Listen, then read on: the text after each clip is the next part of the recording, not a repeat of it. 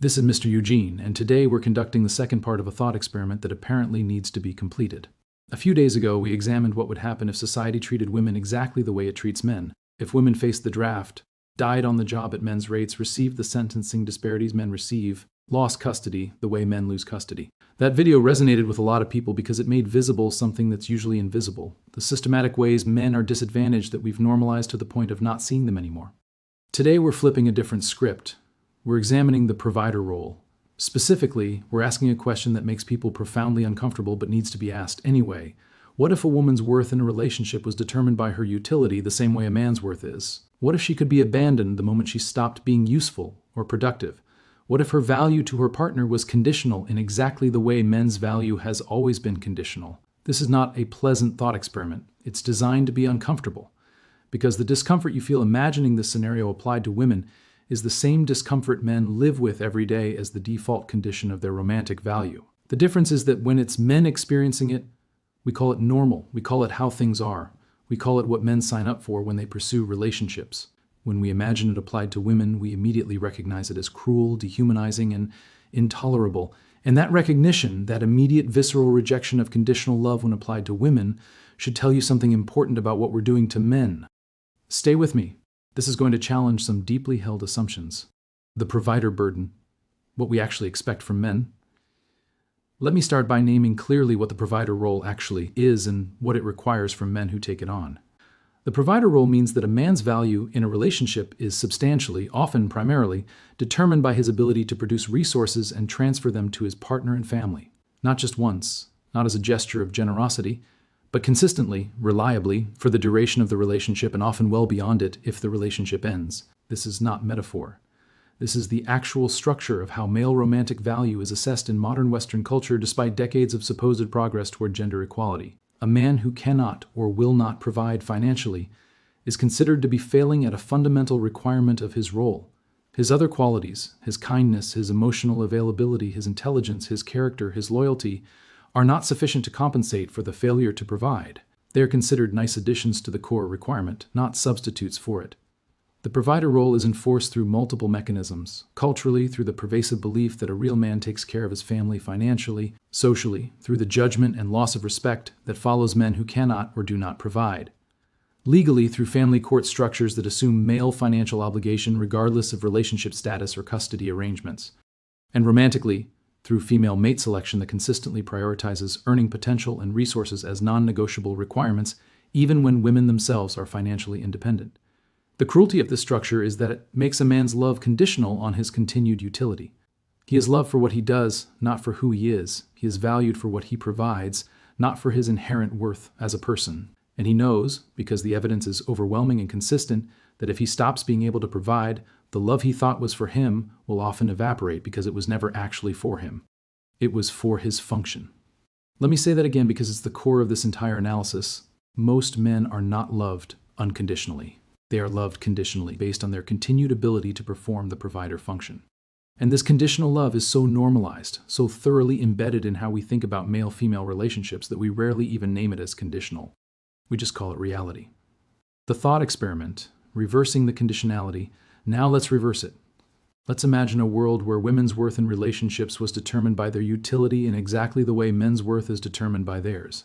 Imagine that a woman's value to her partner was assessed primarily on her productive output, her ability to maintain the home to a high standard, her consistency in preparing meals, her sexual availability and enthusiasm, her physical appearance and the effort she puts into maintaining it, her emotional support and the care she provides, her contributions to household management and the smooth operation of domestic life. Imagine that these were not appreciated when present but expected as the baseline, that performing them well earned no special recognition because they were simply what women are supposed to do, and that any failure to perform them consistently was grounds for immediate criticism, loss of respect, and ultimately abandonment. Imagine that when she got sick and couldn't maintain the home the way she usually did, her partner's frustration was palpable, that when she gained weight after childbirth and didn't lose it quickly enough, his attraction visibly diminished and he made it clear that her physical maintenance was part of what she owed him. That when she was tired and not enthusiastic about sex, he treated it as a violation of the relationship contract rather than a temporary condition requiring patience. Imagine that if she lost the ability to perform any of these functions, If illness or injury or aging made her unable to cook, clean, maintain her appearance, provide sex, manage the household, he could simply leave, not with guilt, not with social condemnation, but with broad cultural understanding that she had stopped holding up her end of the bargain, and he was entirely justified in finding someone who could perform the required functions. Imagine that this was so normalized that women grew up knowing from childhood that their value in relationships was entirely contingent on maintaining these performances, that there was no love beneath the utility, that if they stopped being useful they would be replaced, that they were not valued as complete human beings but as service providers whose worth lasted exactly as long as their ability to provide service. How does that feel? Imagining that scenario for women? It feels horrifying, dehumanizing, intolerable, a complete violation of what love and partnership should mean, and you're right to feel that way, because it is all of those things. Now recognize that is the default experience for men in their romantic relationships. The horror you just felt imagining it applied to women is the reality men live with as the standard expectation of what they owe to be worthy of love. Why but women do provide utility too misses the point. I can already hear the objection forming. But women do provide utility in relationships. They do domestic labor. They provide emotional support. They bear and raise children. This isn't one-sided. You're right. Women do provide enormous value in relationships. This is not an argument that women contribute nothing, or that men are the only ones performing labor in partnerships. The difference, and this is the critical difference that makes the comparison meaningful, is in what happens when the utility stops. When a woman stops being able to provide her traditional utilities, when she can't cook because she's sick, can't clean because she's overwhelmed, can't provide enthusiastic sex because she's exhausted, can't maintain her appearance because she's aging, there is broad cultural understanding that love should persist anyway, that a good man loves his wife for better or worse and in sickness and in health, and that abandoning her because she's no longer performing optimally is a moral failing on his part. When a man stops being able to provide financially, when he loses his job, when his business fails, when illness or injury reduces his earning capacity, there is no comparable cultural protection. The expectation is not that his wife should love him anyway. The expectation is that he should fix the problem as quickly as possible or accept that he's failing in his fundamental role. And the data on what actually happens in these situations is stark. Women initiate divorce at dramatically higher rates when men's income drops or when women's income exceeds men's. The for better or worse protection that we extend to women does not extend to men with the same force. The conditionality runs in one direction far more strongly than the other. A man's obligation to continue loving and supporting a woman who has stopped providing her traditional utilities is considered a baseline requirement of being a decent human being. A woman's obligation to continue loving and supporting a man who has stopped providing financially is optional. Understandable if she leaves, not particularly condemned if she finds someone who can provide what he can't. The data that makes this pattern undeniable. This is not speculation. This is not anecdotal complaint. This is pattern that appears consistently in the data on relationship stability and female-initiated divorce. Research on divorce initiation consistently shows that women file for divorce in 70 to 80% of cases. This alone is noteworthy. But what's more revealing is research on the conditions that predict female-initiated divorce, male job loss, male income decline, female income exceeding male income, male illness or injury that affects earning capacity. All of these conditions involve the man's reduced ability to perform the provider function. And all of them are associated with increased likelihood of the woman ending the relationship. Conversely, male job loss or male income decline does not predict male-initiated divorce at similar rates. Men do not abandon women when women lose jobs or when women's income declines. The provider expectation runs asymmetrically. There is research on what happens to marriages when men become seriously ill or disabled. The divorce rate for marriages where the man becomes seriously ill is significantly higher than for marriages where the woman becomes seriously ill. Why? Because a woman who can no longer perform traditional female utilities due to illness is far more likely to be cared for by her husband than a man who can no longer perform the provider role due to illness is likely to be cared for by his wife. There is research on stated female mate preferences showing that earning potential and financial stability remain among the top requirements women articulate, even among women who are themselves financially independent and don't need a man's resources for survival. The preference is not economic necessity. It's a deeply ingrained expectation that male value is tied to provision, and there's the lived experience of millions of men who have been through exactly this pattern, who lost jobs during economic downturns and watched their wives' respect and attraction evaporate, who became ill or injured and discovered that the in sickness and in health vow had an unspoken asterisk, unless your sickness compromises your ability to provide, in which case all bets are off. This is not every woman. I need to be clear about that. There are women who genuinely love their partners unconditionally, who stay through economic hardship and illness and support their men when provision becomes impossible. Those women exist and they should be valued enormously because they are demonstrating something that is increasingly rare and culturally unsupported. But the pattern is strong enough, consistent enough, backed by sufficient data, that it represents a systemic reality rather than isolated incidents. Male love is conditional on performance in ways that female love is not required to be. What unconditional love actually means, and who gets it? Let's talk about what unconditional love actually means, because the term gets used but rarely examined. Unconditional love means, I love you for who you are, not for what you do for me. My love persists regardless of your utility, your productivity, your performance, your ability to meet my needs. I value you as a complete human being whose worth is intrinsic rather than instrumental. Even when you can't give me anything, even when you're broken or struggling or unable to perform the roles I prefer you in, my love remains. That's what unconditional love means. And here's the uncomfortable truth. Most men have never experienced it from a romantic partner. They have experienced it from their mothers sometimes. They have experienced it from their dogs.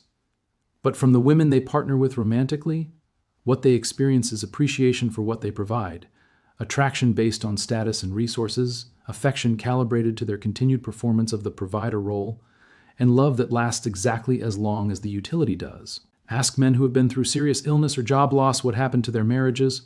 Ask men who became disabled and could no longer work what happened to their partner's attraction and respect. Ask men who took lower-paying jobs to spend more time with family what happened to how their wives viewed them. The pattern that emerges from these questions is devastating and consistent. And the cruelest part is that most men know this going in. They know at some level that they are not loved for themselves. They know that the love they receive is contingent on their continued performance. They know that they are valuable as long as they're useful and replaceable when they're not. And they accept this as simply the price of admission to relationships with women because they've been taught that this is as good as it gets for men. Why this matters? Beyond individual relationships. This isn't just about hurt feelings or men wanting appreciation they're not getting.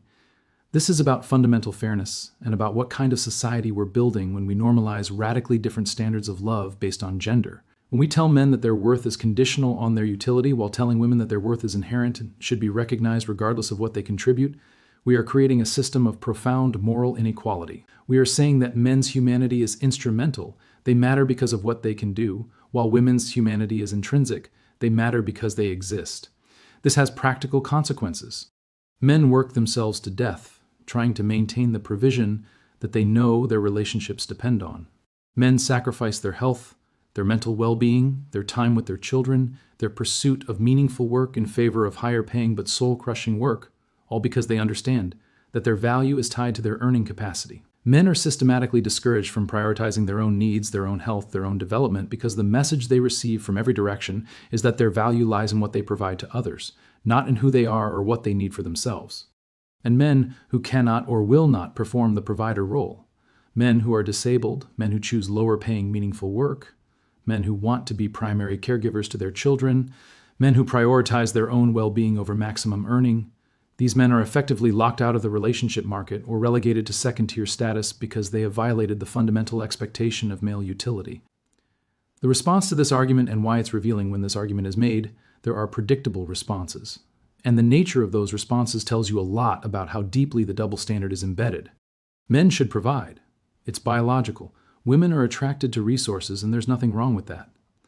This response concedes the entire argument. Yes, exactly. Women are attracted to resources, which means male love is conditional on provision, which means men are not loved unconditionally, which is the entire point.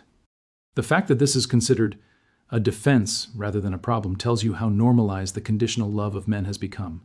Women provide too through domestic labor and emotional support and childbearing. True and not disputed. But again, the question is, what happens when that provision stops? Are women abandoned at rates comparable to men when they can no longer provide their traditional utilities? The data says no. So the conditionality remains asymmetric. If men don't like it, they can choose to stay single. They are, in growing numbers. That's the final exit we discussed in a previous video. And the cultural response to men choosing to stay single rather than accept conditional love is concern that women are having trouble finding partners, not recognition that maybe the terms being offered to men aren't good enough.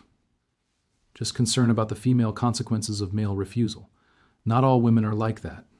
You're generalizing. Correct. Not all women are like that. But enough women are like that, consistently enough, supported by enough cultural messaging and legal structure that it represents a pattern rather than an exception. And the women who are not like that, who love men unconditionally are extraordinary specifically because they are going against the cultural grain. What would actually change this if we genuinely wanted to create relationships where men experienced unconditional love rather than conditional utility-based acceptance? What would have to change? We would have to separate male worth from male earning capacity in the cultural imagination. A man who makes $40,000 doing work he finds meaningful would need to be valued equally to a man making $150,000 doing work he hates, all else being equal. Female mate selection would need to genuinely prioritize character, compatibility, and mutual care over earning potential and resource provision. We would have to extend the same, for better or worse protection to men, that we extend to women. A man who loses his job or becomes ill or takes time away from career for family would need to be supported and loved through that transition the same way women expect to be supported and loved through their vulnerabilities and limitations. We would have to stop defining masculinity in terms of provision and protection. The real man would need to be defined by his character, his integrity, his kindness, his growth, not by his paycheck or his ability to fulfill traditional male gender roles. We would have to reform the legal structures that enforce male financial obligation regardless of relationship status. Family law would need to move toward genuine equality, where both parties are equally responsible for supporting themselves post-divorce, rather than maintaining the assumption that men owe women ongoing financial support. And most fundamentally, we would have to be willing to have honest conversations about the different standards we apply to men and women when it comes to what makes them worthy of love. We would have to be willing to see the cruelty in telling men they are only valuable when they're useful and only lovable when they're providing. None of this is happening. None of it is even seriously on the table in mainstream gender discourse, which tells you that the conditional love of men is not seen as a problem worth solving. It's seen as normal, as acceptable, as just how things are. Final thoughts. The thought experiment we conducted today is simple. We imagined applying to women the same conditional utility-based love that is routinely applied to men. And the immediate response to that scenario is horror and rejection. That response is correct. It should be horrifying. Human beings should not be valued only for what they can do for others. Love should not evaporate the moment utility stops. Worth should not be contingent on performance. But if that's true for women, and it is, then it's equally true for men. The same horror you feel imagining women being loved only for their utility should produce equivalent horror when you recognize that this is the default experience for most men in their romantic relationships. Men are not loved unconditionally. They are loved conditionally based on their continued ability to provide, and when that ability falters, so does the love. This is the reality that millions of men navigate every day, and it is as dehumanizing and intolerable when applied to men as you instinctively recognize it would be if applied to women. The question is whether we're willing to do anything about it, whether we're willing to extend to men the same unconditional humanity we already extend to women, whether we're willing to see men as complete human beings whose worth is intrinsic rather than instrumental, or whether we're going to continue operating under a system where men's value lasts exactly as long as their usefulness, where male love is always conditional, and where this is considered normal rather than cruel. Drop a comment with your experience. Have you felt loved conditionally? Have you experienced what happens when your ability to provide was compromised?